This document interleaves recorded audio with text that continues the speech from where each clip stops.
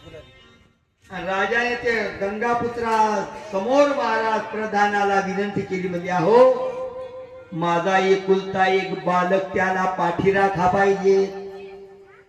म्हणजे 12-14 वर्षाचा होता. लगेच त्यानं त्या गंगापुत्राने विनंती केली त्या कोळी दादाची, म्हणले तुमची मुलगी आमच्या घराण्यात देता का? कसं काय जमलं? ते म्हणजे मला नाही लग्न करायचं, माझ्या बापाला देता का? पोरग 15 वर्षाचा, बाप 60 वर्षाचा. चित्री माहेरात माहेरात 4-2 दिवस यावं आणि तिने आपापल्या घरी जावं. जुन्या काळामध्ये काही माणसं म्हणायची लेक मरती ऐकावं, नाही तर खेळ फार वेगवेगळा आहे. खेळ कोणाला दैवाचा कळला, असो कोणी असो.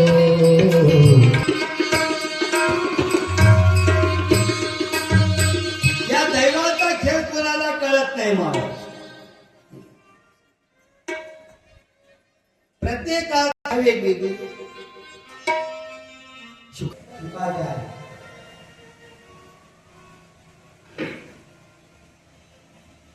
शेवटी त्या कोळ्याने अडवलं, म्हणजे अहो मी मुलगी देतो पण उद्या राजा कोण होईल?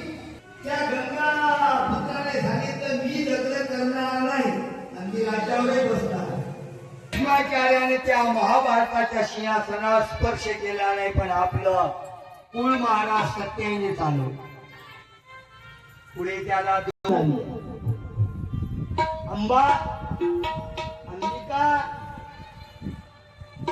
केली ती आंबेने, ती आंबा, आणि पुढे ती श्रीखंडी म्हणून जन्माला आली.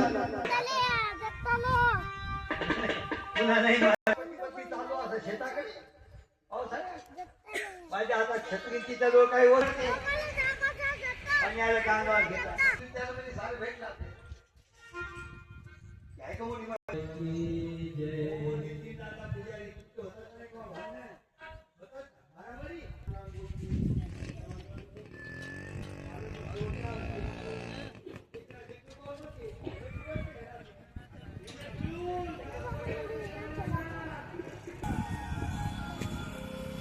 दोन बायका पण या सत्यवतीने काय केलं? व्यासांच्या मदतीने मंत्राने पुत्र निर्माण केले. मग पहिला मुलगा झाला पंडू, दुसरा धृतराष्ट्र आणि तिसरा काशीपासून विदुर काका. अशी 3 मुलं झाली. हे भगवंताचे नाते.